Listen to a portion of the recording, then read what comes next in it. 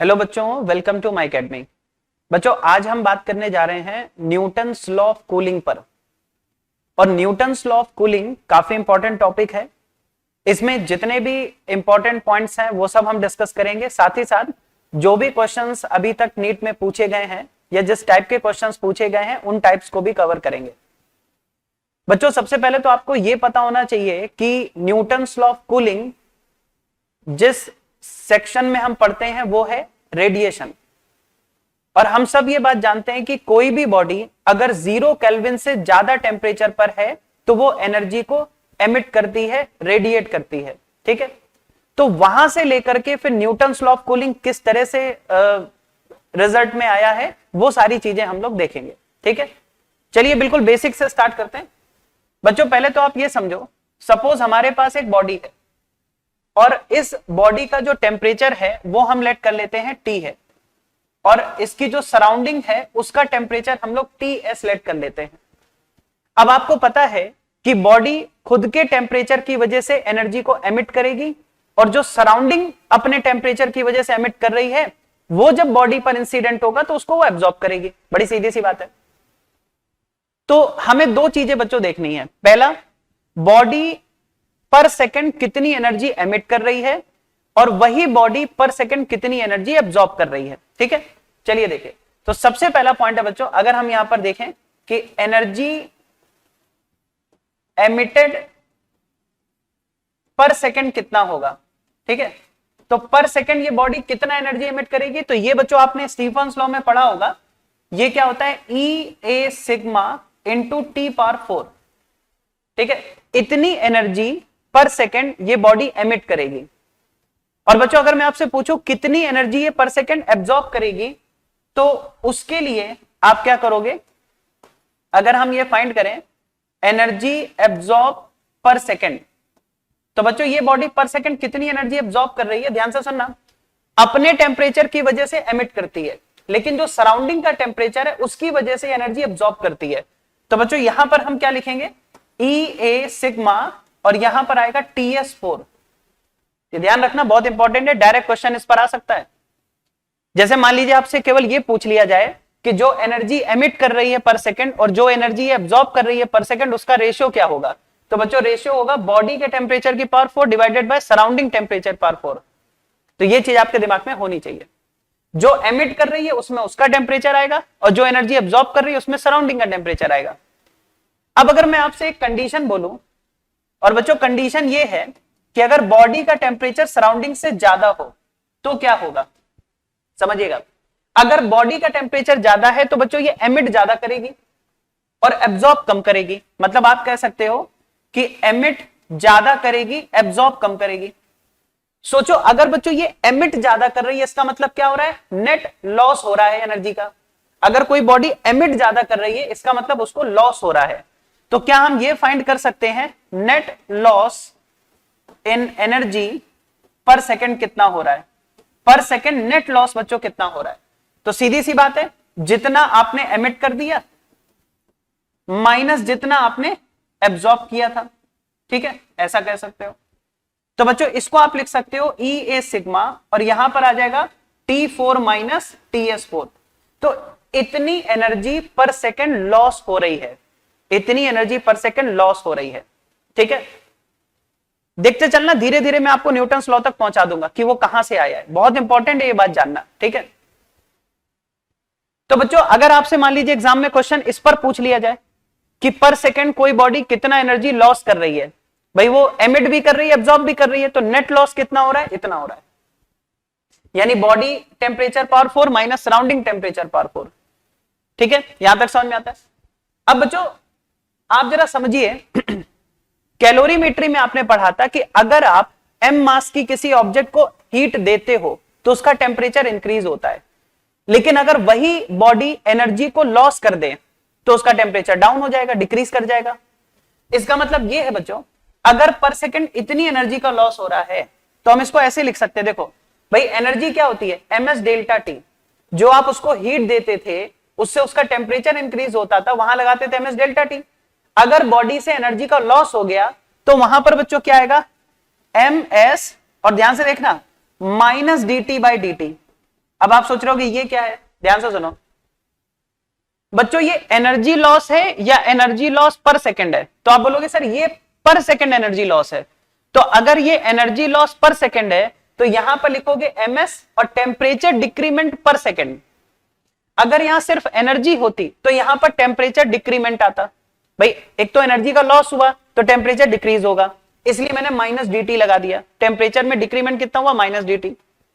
अगर energy loss पर second है तो यहां टेम्परेचर डिक्रीमेंट पर सेकंड आएगा, है ना। तो वो चीज थोड़ा दिमाग में रहनी चाहिए। यहां तक समझ में आता है? तो बच्चों यहां से अगर आप देखो तो टेम्परेचर डिक्रीज होने का रेट यानी कि माइनस dt बाई dt, ये आपके पास क्या आ गया, ई ए सिग्मा डिवाइडेड बाय ms, और ये हो गया बच्चों T4 माइनस TS4।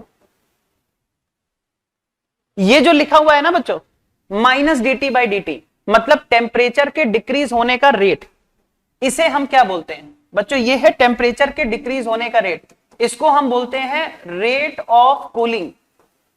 इसको हम क्या बोलते हैं, रेट ऑफ कूलिंग। मतलब कि किसी बॉडी का टेम्परेचर किस रेट से डिक्रीज हो रहा है उसको हम बच्चों बोलते हैं रेट ऑफ कूलिंग। ठीक है, यहां तक बात समझ में आती है? तो बच्चों यहां पर अगर आप देखो तो रेट ऑफ कूलिंग क्या आ रहा है, यहां पर रेट ऑफ कूलिंग यानी कि आरओसी, रेट ऑफ कूलिंग क्या आ रहा है बच्चों, ई ए सिग्मा डिवाइडेड बाय एमएस, और यहां पर आ गया T4 माइनस TS4। बच्चों कई बार इस तरह के क्वेश्चंस पूछे गए हैं, जो मैं बोल रहा हूं ध्यान से सुनना। रेट ऑफ कूलिंग किसके प्रोपोर्शनल है और किसके इनवर्सली प्रोपोर्शनल है, वो भी आप देख लीजिए। बच्चों यहां से अगर आप देखो तो रेट ऑफ कूलिंग प्रोपोर्शनल है एमिसिविटी के, यानी कि आप खुद समझो, जिस बॉडी की एमिसिविटी, जिस सरफेस की एमिसिविटी ज्यादा होगी वो ज्यादा एनर्जी एमिट करेगी पर सेकंड, और जो ज्यादा एनर्जी एमिट करेगी पर सेकंड उसका टेम्परेचर भी ज्यादा रेट से डिक्रीज होगा। बात समझ में आ गई? तो क्वेश्चन बच्चों इस पर बनाया जा सकता है। मान लीजिए आपको बोला गया कि दो आइडेंटिकल बॉडीज हैं लेकिन उनकी एमिसिविटी डिफरेंट है, बाकी सब कुछ सेम है, बस एमिसिविटी डिफरेंट है।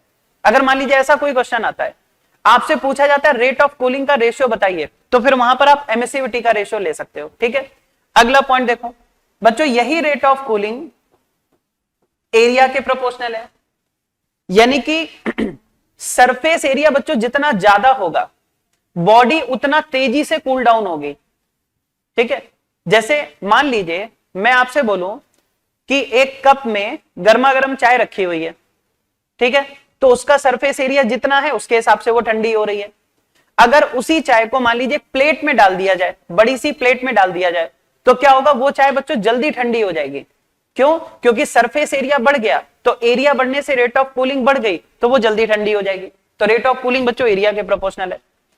बच्चों यही रेट ऑफ कूलिंग मास के इनवर्सली प्रोपोर्शनल है, और यही rate of cooling specific heat capacity के भी इनवर्सली प्रोपोर्शनल है। मतलब कि अगर मास ज्यादा है तो उसके ठंडे होने का रेट, कूल डाउन होने का रेट कम हो जाएगा। अगर स्पेसिफिक हीट कैपेसिटी ज्यादा है तो उसके कूल डाउन होने का रेट कम हो जाएगा। बच्चों इन चारों फैक्टर पे क्वेश्चन पूछा जा सकता है। बात समझ में आ गई? चारों फैक्टर पे क्वेश्चन आ सकता है। जैसे मान लीजिए मैं एक क्वेश्चन आपसे ऐसे ही पूछ लेता हूं, देखो सपोज बच्चों आपके पास एक सॉलिड स्फीयर, एक हॉलो स्फीयर है, दोनों आइडेंटिकल मटेरियल के बने हुए हैं और दोनों की रेडियस सेम है, लेकिन एक सॉलिड है एक हॉलो है। सोचो अगर दोनों की रेडियस सेम है तो सरफेस एरिया तो सेम हो गया, लेकिन क्योंकि एक स्फीयर सॉलिड है, सोचो जो सॉलिड है उसका मास ज्यादा होगा, और जिसका मास ज्यादा होगा उसका रेट ऑफ कूलिंग कम होगा। मतलब कि सॉलिड स्फीयर धीरे धीरे कूल डाउन हो रहा होगा, जबकि हॉलो स्फीयर का मास कम है तो उसका रेट ऑफ कूलिंग ज्यादा होगा, वो तेजी से ठंडा होगा। ठीक है, तो इस तरह के क्वेश्चंस बच्चों मास पे बनाए जा सकते हैं, एरिया पे बनाए जा सकते हैं। ठीक है, तो ये सारी चीजें आपके दिमाग में होनी चाहिए। आगे बढ़ते हैं बच्चों, ये जो रेट ऑफ कूलिंग है वो यहां पर T4 माइनस TS4 के भी प्रोपोर्शनल है। अब आप सोच रहे होगे sir Newton's law of cooling फिर कहां से स्टार्ट होता है? बस अब यहीं पर एक पॉइंट समझना बच्चों, अगर हम इसमें कंडीशन लगा दें, ठीक है, यहां तक की बातें आपको समझ में आ गई, इसमें कंडीशन लगा दें कि अगर बॉडी का टेम्परेचर और सराउंडिंग टेम्परेचर, इसके बीच का जो डिफरेंस है वो बहुत कम कर दें। ठीक है, चलिए उस पर बात करते हैं। देखो बच्चों कंडीशन क्या है, अगर बॉडी का टेम्परेचर और सराउंडिंग का टेम्परेचर, इसके बीच में जो डिफरेंस है उसको मैं थोड़ी देर के लिए डेल्टा टी मान लेता हूं, और ये बॉडी के टेम्परेचर से बहुत कम है।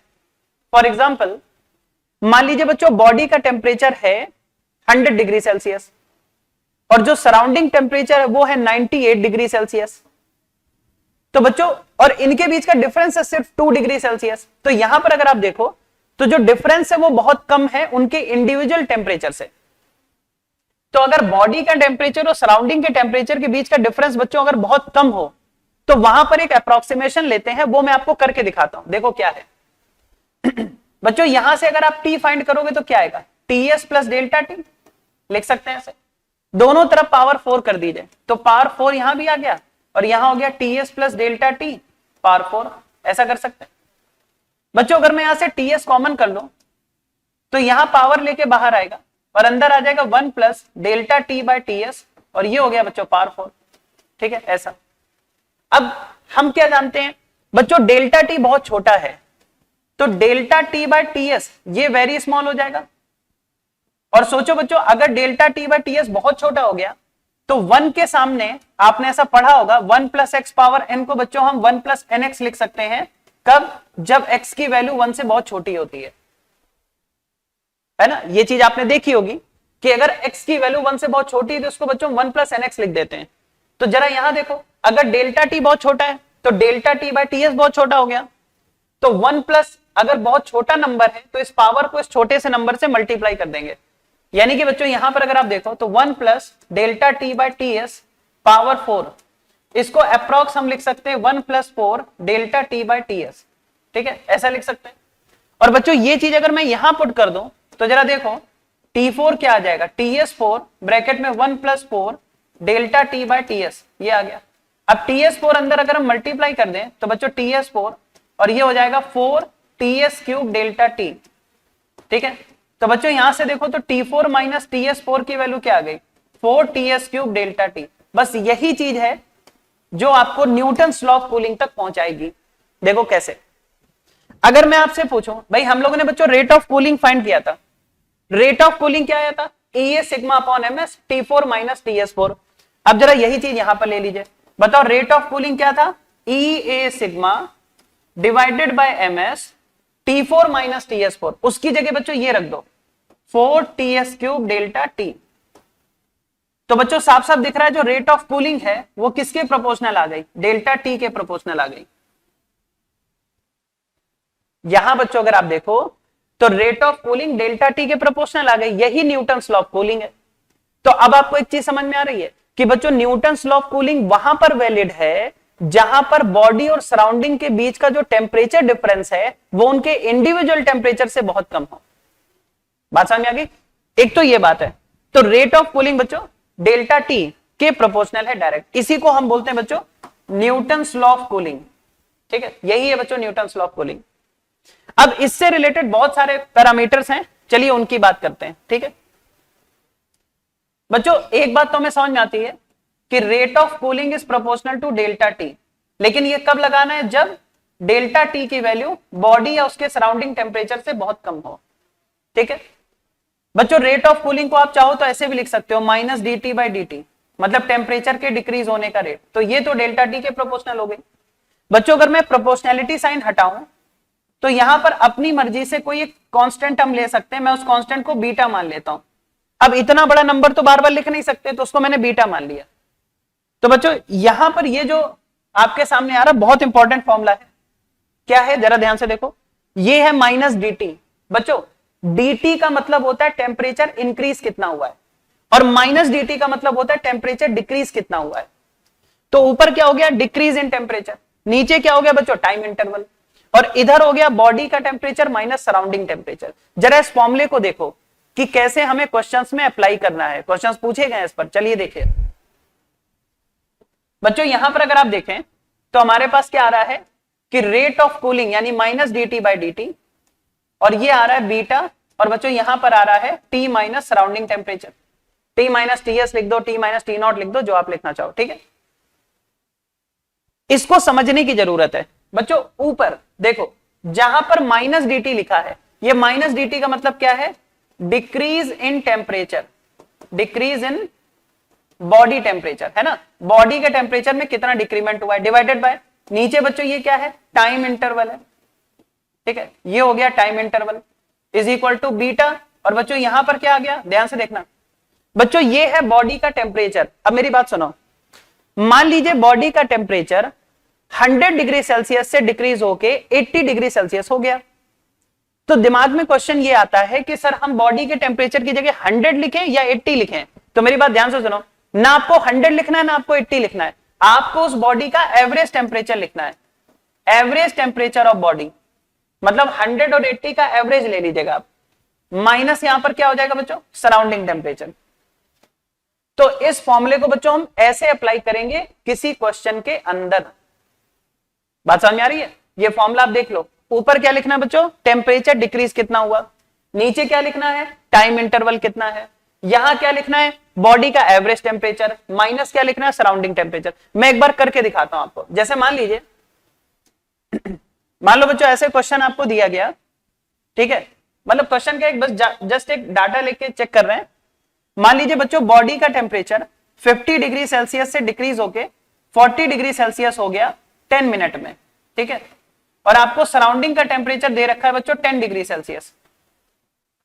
अगर इस डाटा को इस इक्वेशन में फिट करें तो कैसे करेंगे, ठीक है, क्वेश्चन नहीं है, जस्ट एक डाटा है, उसको यूज करके देख रहे हैं बच्चों। अगर मैं यहां पर आपसे पूछूं कि बॉडी के टेम्परेचर में डिक्रीमेंट कितना आया है, तो पहले 50 था, बाद में 10 हो गया, सॉरी बाद में 40 हो गया, तो डिक्रीज कितना हुआ बच्चों, 10 डिग्री सेल्सियस। तो डिक्रीज इन टेम्परेचर की जगह तो हमने लिख दिया 10 डिग्री सेल्सियस। अब है बच्चों टाइम इंटरवल, कितना टाइम लगा इस काम में, 10 मिनट का, तो यहां लिख दिया बच्चों हमने 10 minute is equal to beta. अब हमें लिखना है बच्चों बॉडी का एवरेज टेम्परेचर। तो एवरेज टेम्परेचर क्या होगा, तो बॉडी का इनिशियल टेम्परेचर प्लस बॉडी का फाइनल टेम्परेचर बाय 2। बच्चों अगर 40 और 50 का एवरेज लिया जाए तो ये कितना आएगा, 50 प्लस 40 बाय 2, ये हो गया बॉडी का एवरेज टेम्परेचर मतलब 45 degree Celsius, minus surrounding temperature कितना है 10। तो बच्चों इस तरीके से इस इक्वेशन में आप डाटा फिट करेंगे। अभी क्वेश्चन करके देखेंगे तो आपको और क्लैरिटी मिलेगी कैसे क्या करना है, बट इस फॉर्मेट को दिमाग में सेट कर लो। न्यूटन्स लॉ ऑफ कूलिंग में यही फॉर्मेट है जो बच्चों क्वेश्चंस सॉल्व कराएगा आपसे। तो decrease in temperature divided by time interval is equal to beta average temperature of body minus क्या कर देना, सराउंडिंग टेम्परेचर। तो ये क्वेश्चन आपको इस तरह से यूज करनी है, ठीक है। चलो पहले मैं क्वेश्चन करके दिखाता हूं, फिर इसके बाकी पैरामीटर्स बाद में देखते हैं, ठीक है। अब बच्चों ये क्वेश्चन देखो, ये क्वेश्चन नीट 2019 में पूछा गया, और ये क्वेश्चन आपको क्या बोला है, जरा एक बार क्वेश्चन पूरा अच्छे से रीड कर लो। क्वेश्चन में बोला गया बच्चों एक ऑब्जेक्ट है, वो एक बड़े से रूम में रखी हुई है, और उस रूम में एयर का जो टेम्परेचर है वो 25 डिग्री सेल्सियस है। मतलब बच्चों आपको सराउंडिंग टेम्परेचर दे दिया गया 25 डिग्री सेल्सियस। ये कह रहे हैं 12 मिनट का टाइम लगता है 80 से 70 होने में। मतलब पहला डाटा बच्चों क्या है, 80 डिग्री सेल्सियस से 70 डिग्री सेल्सियस होने में 12 मिनट का टाइम लगता है, और बच्चों सराउंडिंग टेम्परेचर अगर हम देखें तो वो कितना है 25 डिग्री सेल्सियस, ठीक है। आगे हमसे पूछा है कि 70 से 60 होने में कितना टाइम लगेगा। तो बच्चों जरा ध्यान दो, हमसे पूछा है 70 डिग्री सेल्सियस से 60 डिग्री सेल्सियस होने में कितना टाइम लगेगा। हम मान लेते हैं T मिनट का टाइम लगेगा। सराउंडिंग तो बच्चों वही है 25 डिग्री सेल्सियस। अब कैसे सॉल्व करेंगे यार, बहुत आसान है। सबसे पहले जो फर्स्ट डाटा है उसका यूज करो बच्चों। क्या लिखा है बताओ, मैं क्या लिखता था, decrease in temperature upon time interval. तो बच्चों 80 से 70 हुआ तो 10 डिग्री सेल्सियस डिक्रीज हुआ, 12 मिनट में डिक्रीज हुआ, इज इक्वल टू यहां पर लिखते थे बीटा। अब हमें लिखना है बच्चों बॉडी का एवरेज टेम्परेचर। 80 और 70 का मिड क्या होगा बच्चों, 75, तो वही बॉडी का एवरेज टेम्परेचर हो जाएगा। तो 75 degree Celsius minus surrounding temperature कितना है 25। तो एक इक्वेशन बच्चों यहां से बन गई। दूसरी इक्वेशन यहां से बना लीजिए बच्चों, 70 से 60 हुआ है, यानी कि हम यहां पर क्या लिखेंगे 70 से 60, तो 10 डिग्री सेल्सियस डिक्रीज हुआ है, T मिनट में ऐसा हुआ है, और बच्चों यहां क्या आएगा बीटा। बच्चों 70 और 60 का अगर हम एवरेज लें तो ये कितना होगा 65, यहां पर आ गया माइनस 25 डिग्री सेल्सियस। बच्चों जैसे ही आप इन दोनों इक्वेशंस को डिवाइड करोगे, चलिए डिवाइड करते हैं, तो देखो 10 से 10 कैंसिल, यहां आ गया बच्चों T/12, इधर डिवाइड करोगे तो बच्चों 75 माइनस 25 कितना हो गया ये 50, 65 माइनस 25 कितना हो गया 40, तो बच्चों यहां पर अगर आप देखें सीधा सीधा दिख रहा, 0 0 कैंसिल कर दो 3, तो बच्चों टी कितना आ गया 15 मिनट, यानी बच्चों 15 मिनट का टाइम लगेगा इस काम में। तो ये आपका फोर्थ ऑप्शन करेक्ट होगा। देखा कितना आसान सा क्वेश्चन है, बस फॉर्मेट क्या रखना है बच्चों दिमाग में, टेम्परेचर में डिक्रीमेंट कितना हुआ divided by time is equal to beta average temperature of body minus surrounding temperature, बस ये चीज दिमाग में रखनी है, क्वेश्चन सॉल्व हो जाएगा। एक और क्वेश्चन बच्चों यहां पर देखिए बच्चों इस क्वेश्चन में अगर आप देखो बहुत ही शानदार लेवल का क्वेश्चन है, ठीक है।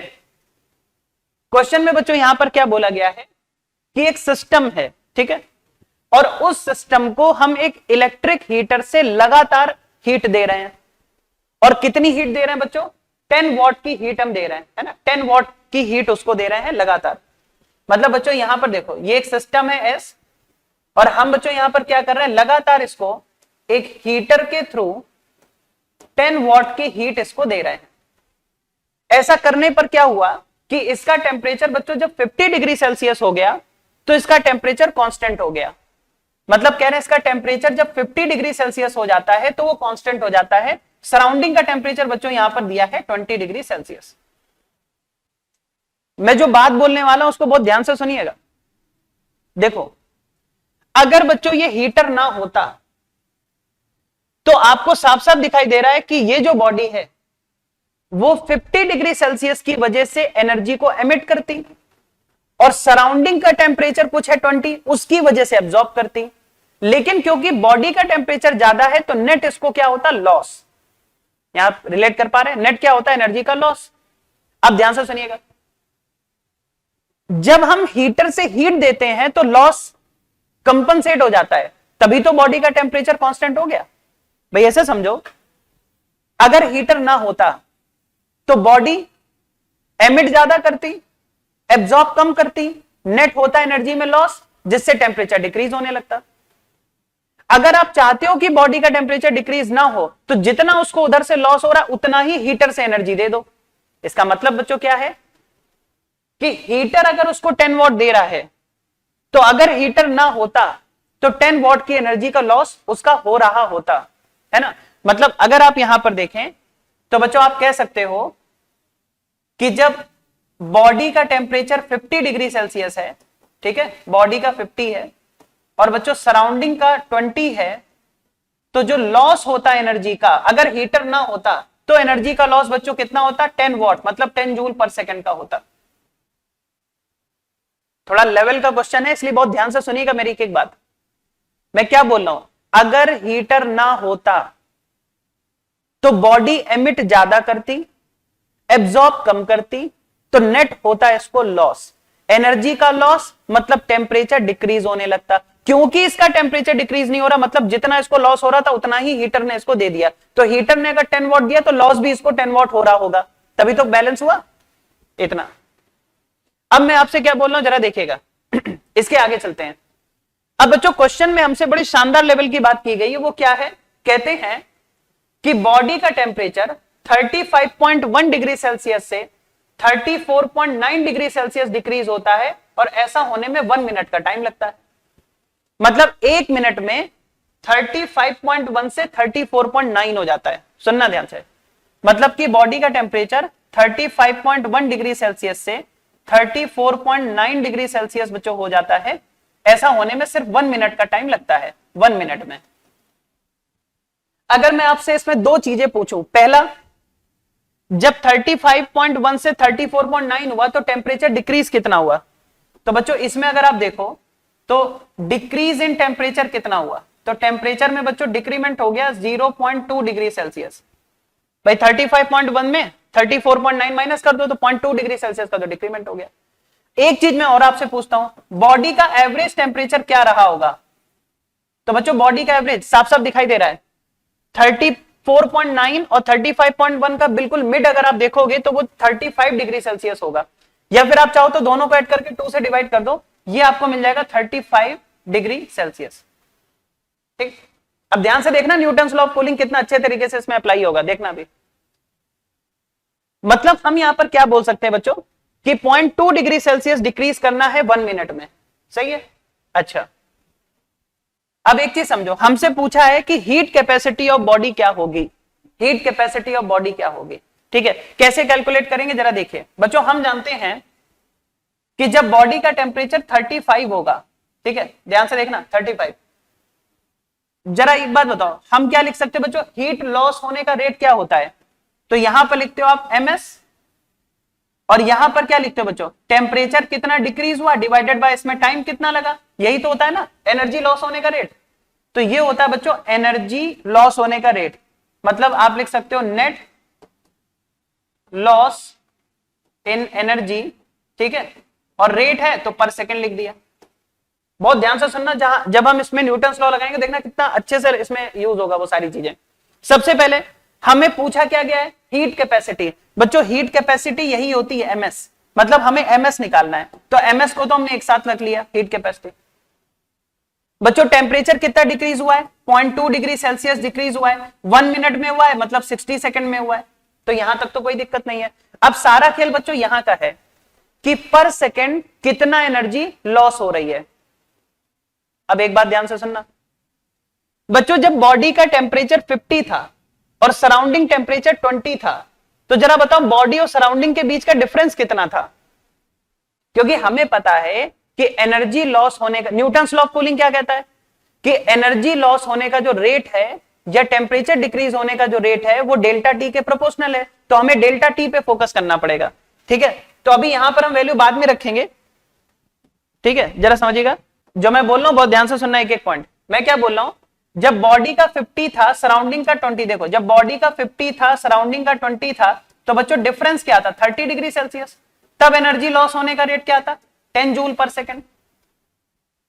अच्छा 35.1 से 34.9 का मतलब बॉडी का एवरेज टेम्परेचर बच्चों कितना हो गया 35 डिग्री सेल्सियस, सराउंडिंग कितना है 20 डिग्री सेल्सियस। तो बच्चों यहां पर अब डिफरेंस कितना है, तो अब अगर आप डिफरेंस देखो तो हो गया 15 डिग्री सेल्सियस।